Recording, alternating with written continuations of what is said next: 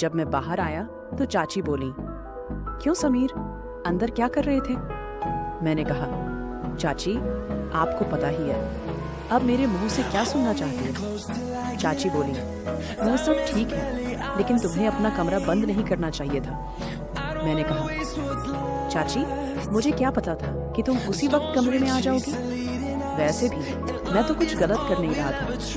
चाची बोली, वह बात नहीं है, लेकिन फिर भी तुम्हें पता है, जब कोई उस काम को करते हुए देख लेता है तो उसका मन भी वही सब करने को लगने लगता है। मैंने कहा, तो चाची तुम भी आ जाया करो। चाची बोली, मन तो मेरा भी बहुत कर रहा है, लेकिन तुम्हें तो पता है तुम्हारा चाचा कई दिनों से घर से बाहर गया हुआ है, अब मैं अकेली वह सब कैसे करूँगी?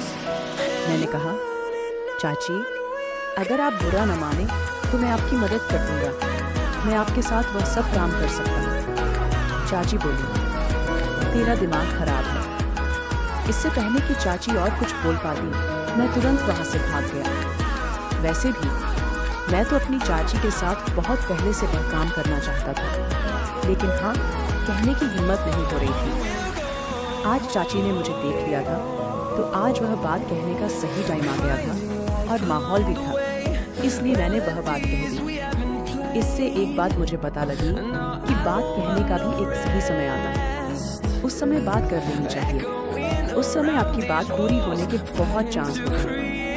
एक दिन चाचा और चाची छत पर काम कर रहे थे, मैं उन्हें यह सब करते हुए देख रहा था। मैंने कुछ देर खड़े होकर देखा, मेरे सामने फेस टू फेस एक फिल्म चल रही थी। मुझे चाचा चाची को देखकर बहुत मजा आ रहा था। चाचा अपनी सारी जान लगाकर काम कर रहा था। उस समय मेरी शादी नहीं हुई थी, मैं 22 साल का हूँ और मेरी चाची बहुत खूबसूरत थी।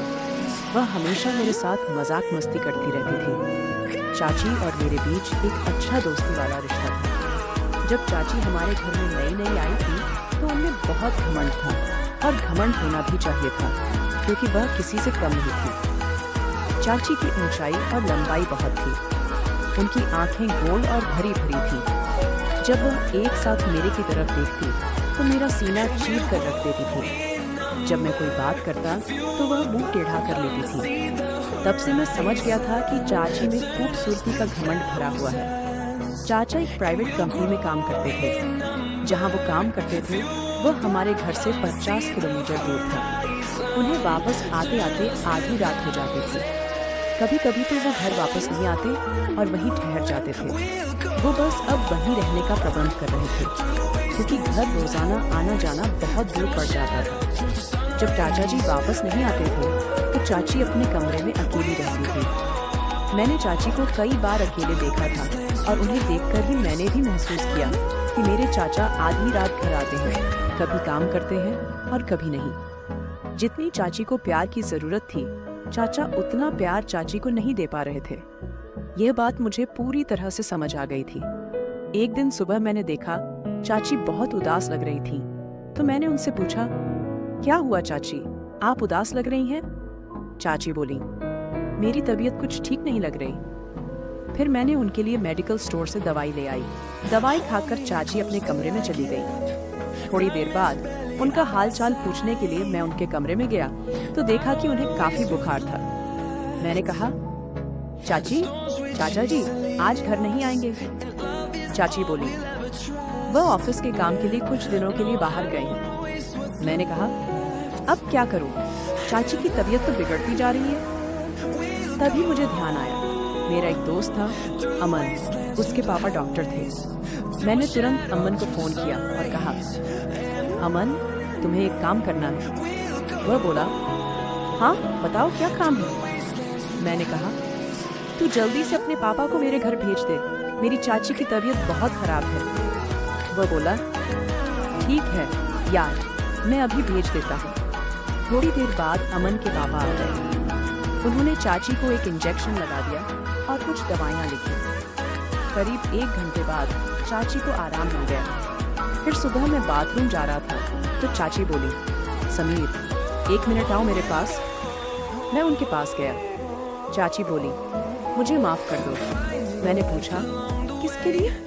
तो चाची बोली, जब से मैं इस घर में आई हूँ एक बार भी तुझसे सीधे मुंह बात नहीं की। और तू मेरा कितना ख्याल रखता है, ये कल मुझे पता चला जब मेरी तबीयत खराब थी। मैंने कहा, चाची कोई बात नहीं, मैं तो तुम्हें अपनी ही मानता हूँ। फिर मैंने सोचा कि चाची तुझे अपने दिल की बात कह दूँ, यही सही मौका है। लेकिन मैंने सोचा अभी दिल की बात बताना बेवकूफ़ी होगी, क्योंकि अभी तो चाची मेरी ओर बात करने लगी है। अगर मैं अभी बता दूंगा तो बहुत जल्दी हो जाएगा और चाची भी नहीं कर सकेंगी, इसलिए पहले चाची के साथ और ज्यादा प्यार पाना पड़ेगा। इसके बाद चाची और मेरे बीच एक अच्छी दोस्ती हो गई। मैं चाची की हर बात मानता और जो भी काम वो कहती मैं दौड़ दौड़ कर देता। चाची अब मेरे प्रति थोड़ी ज्यादा आकर्षित होने लगी थी। एक दिन चाची ने मुझसे कहा, समीर तुम्हारा चाचा तो कभी कभी ही घर आता है, तुम रात को मेरे कमरे में आ जाया करो, हम दोनों बातें कर लेंगे या एक साथ बैठकर फिल्म देख लेंगे। अकेले में मेरा कमरे में जी नहीं लगता। मैंने अपने मन में सोचा, लो चाची मुझे हिंट दे रही है, डायरेक्ट कहने से तो अब मुझे और भी आसान हो गया। अब किसी भी तरह से अपनी बात कह ही दूंगा। मैं चाची के कमरे में गया तो चाची अभी भी घर के काम कर रही थी। चाची को देखकर मेरा मन मचल गया और मैंने मोबाइल में मूवी देखने लगा। वीडियो की आवाज़ पूरी ऊंची थी और पूरे कमरे में सुनाई दे रही थी। चाची के पीछे का मुंह कमरे के गेट की ओर नहीं था, बल्कि टेढ़ा था, इसलिए बाहर से कोई आ रहा है इसका पता नहीं चल सकता था। मैं अपनी मस्ती में फिल्म देख रहा था और आवाज़ का आनंद ले रहा था। मुझे यह भी पता नहीं चला कि कब चाची कमरे में आ गई। चाची भी पीछे आकर वह फिल्म देख रही थी, लेकिन मुझे यह पता नहीं चला। चाची ने खंखार मारी और मैं उस फिल्म से ध्यान हटाकर देखा तो पीछे चाची खड़ी हंस रही थी। मैं जल्दी जल्दी फिल्म बंद कर दिया और पूरी तरह घबरा गया। चाची ने मेरा कान पकड़कर कहा, क्यों, अब क्यों बंद कर दिया, क्या डर गया? मैंने थोड़े हंसते हुए और थोड़े घबराते हुए कहा, चाची डर लगता है जब कोई वह फिल्म देखते हुए पकड़ लेता है। वह बोली, अच्छा अब तुम्हें डर लगता है? जब चाची के कमरे में फिल्म देखने लगे थे तब तो डर नहीं लगा कि चाची कब आ सकती हैं। मैंने कहा, चाची बस क्या बताऊं, आपके कमरे में पता नहीं क्या है, बस जब आना होता है तो मन मचलने लगता है। मैं चाची का हाथ पकड़कर बेड पर बैठ गया और कहा, चाची मैं एक बात कहना चाहता था, क्या तुम बुरा तो नहीं मानोगी? चाची बोली, तू तो कुछ भी कह ले, मैं अब बुरा नहीं मानूंगी। मैंने कहा, अगर मुझे बुरा मानना होता तो जो तुमने हरकत की उसे देखकर तो मैं तुझे कमरे से बाहर निकाल देती। मैंने थोड़ी नजरें झुका ली और फिर कहा, चाची जब तुम पहली बार इस घर में आई थी तब से मुझे तुम बहुत अच्छी लगती हो। चाची बोली, अच्छा जी तो फिर क्या करें? मैंने कहा, चाची मैं तुम्हारे साथ एक बार। चाची बोली, समीर पर ये कैसे हो सकता है? अगर ये बात तुम्हारे चाचा को पता लग गई तो वो मुझे नहीं छोड़ेंगे। मैंने कहा, चाची हम घर वालों की नज़र से छुपकर काम करेंगे। चाची बोली, नहीं मैं तुम्हारे साथ वो सब नहीं करूँगी। मैंने कहा, चाची मैं तुमसे वादा करता हूँ कि हमारी बात घर के तीसरे व्यक्ति को नहीं पता लगेगी। चाची बोली, पर समीर मैं तो तुम्हारी चाची हूँ। मैंने कहा, तो क्या हुआ, हम कुछ गलत नहीं कर रहे हैं। चाची ने कहा, तू तो देख ले, चाचा तो आधी रात को घर आता है थका हुआ, कभी कभी वो तुम्हें खुश करता है कभी नहीं। मुझे चाचा जी के बारे में सब पता है, बस तुम खुश रहने का दिखावा करती हो। चाची का चेहरा वहाँ ही उतर गया और चाची का चेहरा देखकर मुझे सच का पता लग गया। चाची बोली, हाँ समीर तुम सच कह रहे हो, बस टाइम ही बीतता है, मैं चाचा जी से खुश नहीं हूँ। तुम्हारा चाचा बस ये बहाना बनाकर जल्दी सो जाता है। इतनी दूर से चलकर आया, अब मैं थक गई हूँ, मुझे नींद आ रही है। रोज रोज तो मैं उन्हें खुश करने के लिए फोर्स भी नहीं कर सकती। उन्हें खुद ही सोचना चाहिए कि वो मेरा ख्याल रखें। वो तो बस तब प्यार करते हैं जब उनका मूड होता है। उन्हें मेरी तो थोड़ी भी फिक्र नहीं होती कि अब मेरा मूड है या नहीं, वो बस अपना ही देखते हैं। इन बातों को सुनकर मैं चौंक गया। मैंने कहा, चाची तभी तो मैं तुम्हारी इतनी फिक्र करता हूँ, तभी तो मैं कह रहा हूँ कि मैं तुम्हें खुश कर सकता हूँ। चाची मैं तुम्हारी हर एक फीलिंग को समझता हूँ, तब चाची ने मेरा हाथ पकड़कर उसे कसकर दबाते हुए कहा। जब चाची ने मेरा हाथ दबाया तो मुझे पता लग गया कि चाची अंदर कितनी तड़प रही है। चाची ने कहा, अच्छा समीर, तुम इतनी फीलिंग्स समझते हो, कितने समझदार हो गए हो। मैंने तो कभी तुम्हारी ओर ध्यान नहीं दिया। मैंने कहा, हाँ चाची, मैं तुम्हें पूरी तरह समझता हूँ। चाची बोली, चल मैं सोचकर बताती हूँ, अब तुम अपने कमरे में जाओ।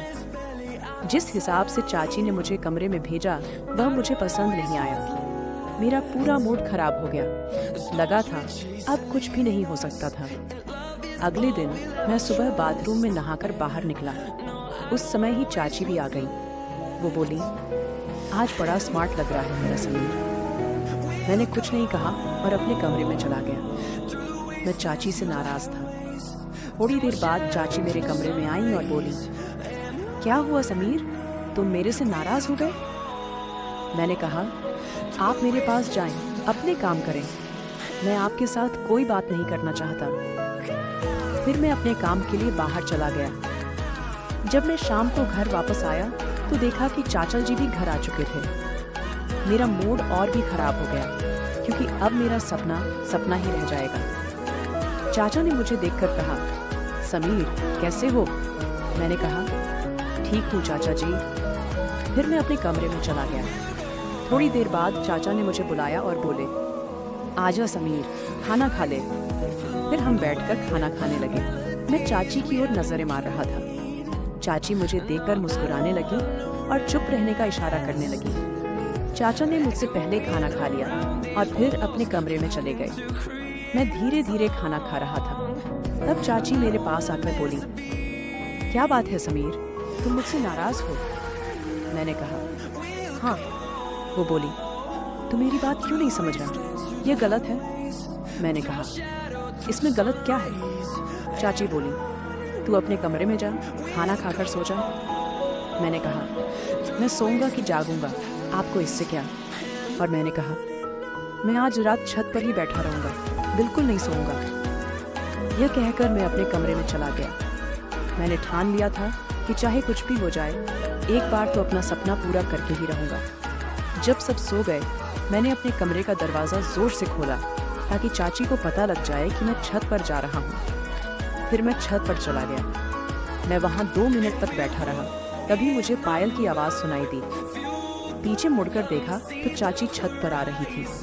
वो मेरे पास आकर बैठ गई और बोली, तू पागल हो गया है, इतनी रात को इधर छत पर क्या कर रहा है?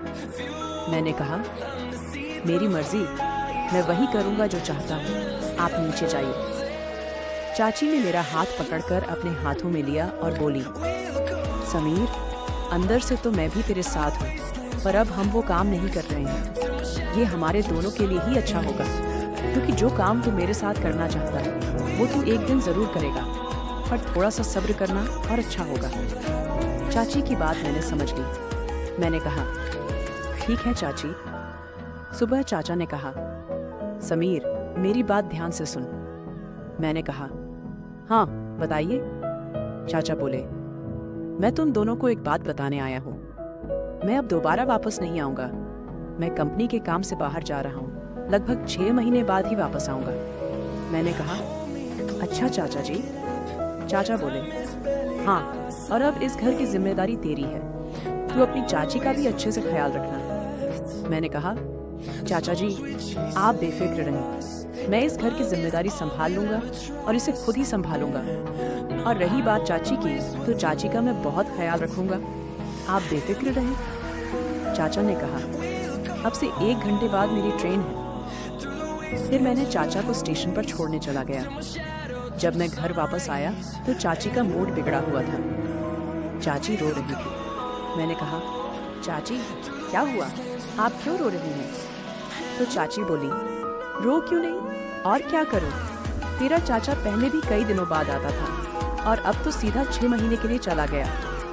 यह कहकर वो और भी रोने लगी। मैंने चाची को बिस्तर पर बिठाकर कहा, चाची कोई बात नहीं, चाचा ने अपने काम के लिए जाना ही था और मैं तो हूँ आपके साथ, आपका ख्याल रखने के लिए। ये कहते ही चाची ने मुझे गले लगा लिया। इसके बाद तो बिना कुछ कहे चाची ने मेरे साथ शुरुआत कर दी। इससे आगे की बात तो बढ़ती गई, क्योंकि चाची अब बहुत दुखी थी और पूरी तरह तैयार हो गई थी। उन्होंने बिना कुछ देखे सारा प्यार मुझे दे दिया। फिर मैंने भी पीछे नहीं रहा। चाचा जो चाची को अधूरा छोड़ देते थे, मैं आज वो कमी पूरी कर रहा था। मैंने सारी रात चाची की पूरी सेवा की। रात के करीब 3 बजे गए थे। फिर कहीं जाकर हम दोनों सो गए। अगले दिन जब चाची उठी तो चाची के चेहरे से साफ पता चल रहा था कि चाची वास्तव में खुश हैं। इसके बाद चाची ने मेरा हाथ पकड़कर बोला, थैंक यू समीर, जिस खुशी की तुमने मुझे दी है उसके लिए मैं तो नहीं जानती कब से तुम तड़प रहे थे। मैंने कहा, चाची आप तो मेरी बात ही नहीं मान रही थी। साथ ही देखो, आज आपके चेहरे की खुशी ही बता रही है कि आप अंदर से कितनी खुश हैं। इसके बाद चाची ने मुझे गले लगाकर बोला, शुक्रिया मेरे समीर। उस दिन के बाद से मैंने चाची के कमरे में ही सोना शुरू कर दिया और अब हम दोनों रोजाना खुश रहने लगे। तो दोस्तों, कैसी लगी मेरी ये कहानी? अगर मेरी ये कहानी आपको अच्छी लगी तो कमेंट सेक्शन में जरूर बताइएगा। और ऐसी ही कहानी और सुनने के लिए मेरे चैनल भाभी की कहानी को सब्सक्राइब करें। फिर मिलेंगे एक नई और कहानी के साथ। तब तक के लिए बाय।